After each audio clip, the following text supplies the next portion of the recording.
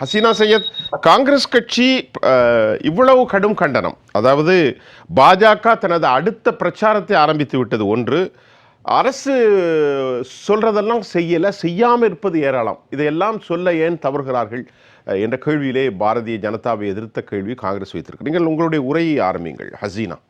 17வது லோக்சபா வருகிற பிப்ரவரி 9ஆம் தேதி அன்று இந்திய ஜனநாயக நாட்டில் ஜனநாயக முறைப்படி முடிவுறுகிறது. இதில் இவர்களோட செஷன்ஸ் அப்படின்னு பார்த்தா 273 1952 லோக்சபா 677 சிட்டிங் கொடுத்துள்ளது. காங்கிரஸ் கவர்மெண்ட் அது முடிந்த 2014 357 சிட்டிங் கொடுத்துள்ளோம். இவர்களுடைய ஆட்சியின் சாதனை என்று பார்த்தால் வெறும் ராமர் கோயில் மட்டுமே சாதனையாக மிஞ்சி நிற்கிறது. அதையே விண்ணை விஞ்சும் அளவிற்கு இவர்கள் தப்பட்டம் அடித்துக் கொண்டிருக்கிறார்கள்.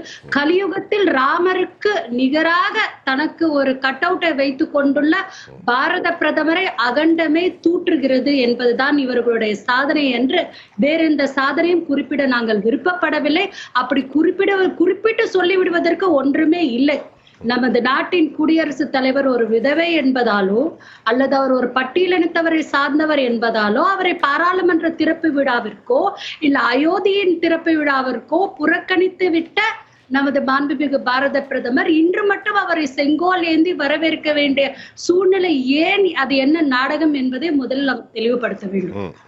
மேலும் குடியரசுத் தலைவர் தனது உரையில் நாட்டிற்கு இதை செய்தோம் அதை செய்தோம் என்பதை விட்டு பிரதமர் மோடி அவருக்கு புகழாரம் சூட்டுகிறார். அவருக்கு தெரிய வேண்டிய விஷயம், இந்த செஷனில் பாராளுமன்ற செஷனில் கிட்டத்தட்ட 14 பில்கள் 3 நாட்களில் 146 எம்பிக்களை சஸ்பெண்ட் செய்து முடித்துள்ளார்கள். 67 பில்கள் 172 பில்களில் 67 பில்களில் லோக்சபாவில் பாஸ் செய்ததில் 61 பில்கள் ராஜ்யசபாவை பாஸ் செய்ததில் அரை மணி நேரத்திலிருந்து 1 மணி நேரம் வரை கூட டிஸ்கஷன் கிடையாது. இந்த 5 ஆண்டு கால லோக்சபா வரலாற்றில், இந்திய அரசியல் வரலாற்றில் என்றுமே இல்லாத அளவிற்கு ஒரு டெபியூட்டி ஸ்பீக்கரை கூட இவர்கள் நியமனம் செய்யவில்லை. 5 ஆண்டுகள் கம்ப்ளீட் செய்துள்ள இந்த அரசு சிறுபான்மையினருக்கும் பட்டியலினத்தவரை சார்ந்தவர்களுக்கும் இழைத்திருக்கக்கூடிய வன்கொடுமைகள் வானளவுக்கு நீளமாக உள்ளது. தன்னுடைய ஃபர்ஸ்ட் டேர்மை 179 பில்கள் பாஸ் செய்து முடித்துவிட்டு 2வது டேர்மை 213 பில்கள் பாஸ் செய்துவிட்டு அது பற்றி ஒன்றுமே எதிர்கட்சிகளுக்கு பேச வாய்ப்பளிக்காத ஒரு எதிர்கட்சியாக, நோ டேட்டா அலையன்ஸாக, ஒரு டேட்டா கேட்டாலும் அந்த நோ டேட்டா அவைலபிள் கூட்டணியாக, கூட்டணியில் இருக்கக்கூடியவர்களை அனைவரையும் இழந்து வெறும் இவிஎம் மெஷினோடு மட்டுமே கூட்டணி அமைத்து இந்த நாட்டை வழிநடத்தி கொண்டுள்ளதாக தப்பட்டம் அடித்துக் கொண்டுள்ளது பாஜக அரசு என்பதுதான் இவர்களுடைய சாதனையை அன்று வேறு ஒரு சாதனையும் கேட்டு மக்களிடம் கொண்டு சேர்த்து இவர்களுக்கு ஓட்டு கேட்க ஒரு திராணியம் இல்லை, ஒரு முகாந்தரமும் இல்லை என்பதுதான் உண்மை. எலெக்ஷன் மேனிஃபெஸ்டோவில் இவர்கள் குறிப்பிட்டுள்ளார்கள், இத்தனை கோடி பேருக்கு வேலை வாய்ப்பு, சிறுபான்மையருக்கு நலத்திட்டங்கள், பட்டியலினத்தவர்களுக்கு நலத்திட்டங்கள், நாட்டின் ஜிடிபி இப்படி போய்விடும், எக்கனாமி இப்படி போய்விடும் என்று பட்டியலிட்டு கூறியுள்ளவர்கள் எலெக்ஷன் அப்படின்ட்டு வரும்போது தேர்தல் களத்தை இவர்கள் எப்படி சந்திக்கிறார்கள் என்றால், அயோத்தியாவிற்கு ஃப்ரீயா பஸ்ல கூட்டு போவாங்க அப்படின்ட்டு ஒரு பாரத பிரதமர் நம் நாட்டு மக்களை பார்த்து அவர் தேர்தல் வாக்குறுதிகளை கொடுத்து வாக்குகளை சேர்க்கிறார் என்பது எந்த அளவுக்கு ஒரு கடுமையான ஒரு விஷயம். ஏன் நீங்கள் அஜ்மீருக்கு ஃப்ரீயாக கொண்டு போவேன் அப்படின்ட்டு வாக்குறுதிகள் கொடுக்க மாட்டீங்களா? வேளாங்கண்ணிக்கு ஃப்ரீயா கூட்டிட்டு போவேன் வாக்குறுதிகள் கொடுக்க மாட்டீங்களா? ஒரு இந்தியா போன்ற வளர்ந்த நாடு, உலக அரங்கில் இந்தியா என்றால் ஒரு பெருமிதம் மிக்கக்கூடிய யூனிட்டி இன் டைவர்சிட்டி, வேற்றுமையில் ஒற்றுமை என்று உலக நாடுகள் நம்மை பார்க்கக்கூடிய இந்த நாடு பாலஸ்தீன இஸ்ரேல் விஷயத்தில் ஒரு நிலைப்பாடு எடுக்காமல் உள்ளது. சைனா விஷயத்தில் பாராமுகம் காட்டுகிறது. ஃபாரின் பாலிசியில் தலைகுனிந்து நிற்கிறது. ஜேர்னலிசம் சுதந்திரத்தில் தலைகுனிந்து நிற்கிறது. ஜிடிபியில் அதல பாதாளத்தில் உள்ளது, எக்கனாமியில் அதல பாதாளத்தில் உள்ளது. நமது நாட்டின் பினான்ஸ் மினிஸ்டர் விலைவாசி உயர்வை பற்றி கேட்டால் நான் வெங்காயம் தின்னவில்லை என்கிறார். ஒரு பாரதத்தின் ஒரு பினான்ஸ் மினிஸ்டர் அவருடைய அமைச்சரவையில் உள்ள ஒரு அமைச்சர் இன்று மிரட்டுகிறார், நாட்டு மக்களை சிஏவை நாங்கள் 7 நாட்களில் கொண்டு வந்து விடுவோம் என்று நமது மாண்புமிகு தமிழக முதல்வர் கூறுகிறார். நாங்கள் சிஏவை இங்கு தமிழ்நாட்டில் நுழைய கூட விடமாட்டோம், ஓட ஓட விரட்டுவோம் சங்கிகளை என்று குறிப்பிடுகிறார். இதுதான் நம் நாட்டின் வளர்ச்சி. இதை பற்றி பெருமை பேசவா என்று நமது குடியரசுத் தலைவர் வந்தார். அவர் பெருமை பேசுவதற்கு மட்டும் இன்று பெருமையாக கூட்டி வந்தவர்கள் அவரை ஏன் பாராளுமன்ற திறப்பு விழாவுக்கு கூப்பிடவில்லை, அவரை ஏன் அயோத்தியில் கூப்பிடவில்லை? மணிப்பூர் விஷயம் நடந்த போது பெண்ணாக ஒரு நமது நாட்டின் குடியரசுத் தலைவர் எங்கே இருந்தார்? ஒரு வார்த்தை சொல்லவில்லையா அவரு? ஆனா வைஸ் பிரசிடென்ட் ராஜ்யசபாவோட தலைவர் அவருக்கு மட்டும் ஒரு எம்பி வந்து அவரை குறித்து ஏதோ தவறாக பேசியதற்கு மட்டும் கண்டனம் தெரிவிக்கிறார். அவரும் ஒரு பெண் அல்லவா? அவருக்கு இந்த நாட்டில் பெண்களுக்கு ஏற்படும் கொடுமை பத்தி தெரியாதா? அவரும் ஒரு பட்டியலினத்தவர் அல்லவா?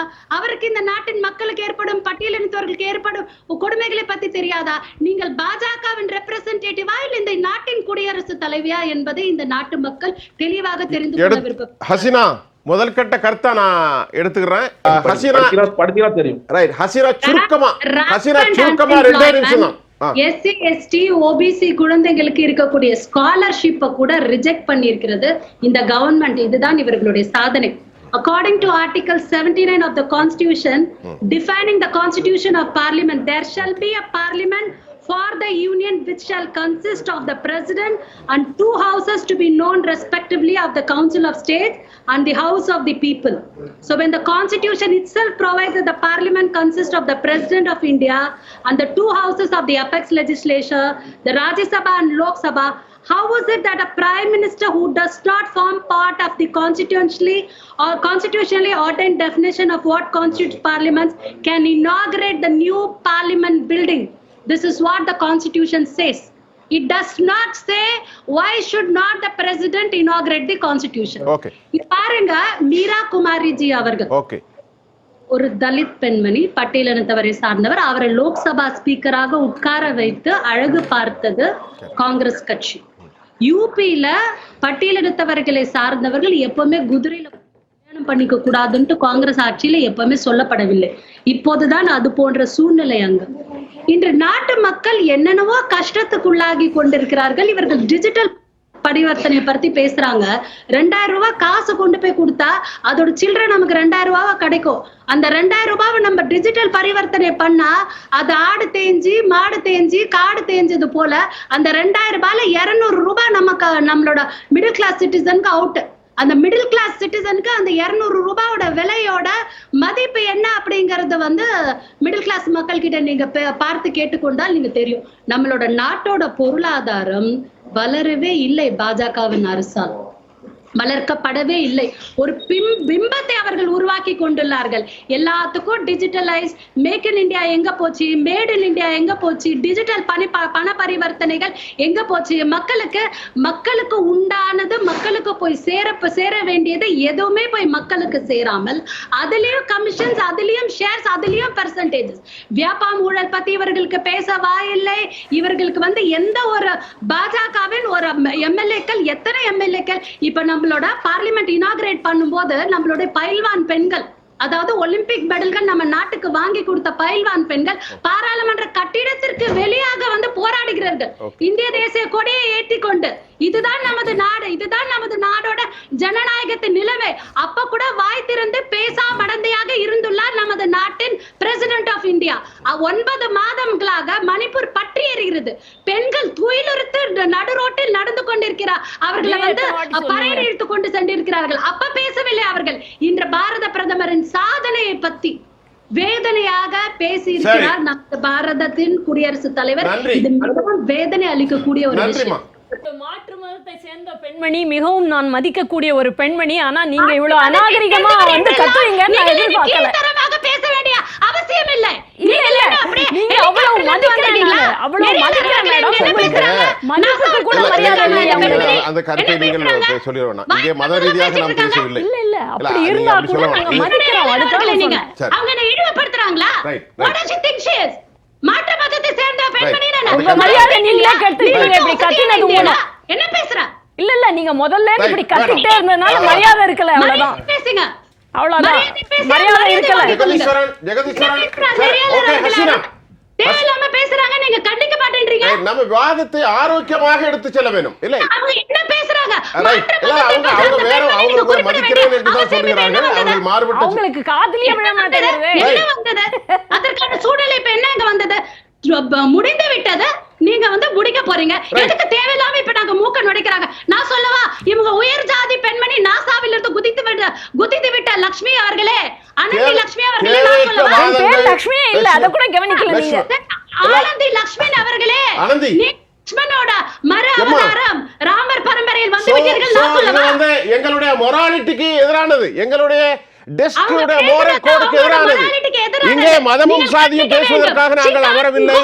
நியாயத்தின் அடிப்படையில், அறிவுசார் அடிப்படையில் ஒரு விவாதத்தை முன்னெடுப்பதற்காகவே நான் இங்கே அமரப்பட்டிருக்கிறேன். தயவு செய்து சொல்லுகின்றேன், இது பட்டியலின சாதி என்றோ உயர் சாதி என்றோ இஸ்லாமியர் என்றோ இந்து என்றோ பேசுவதற்கு நாம் ஒருபோதும் அனுமதிப்பதில்லை.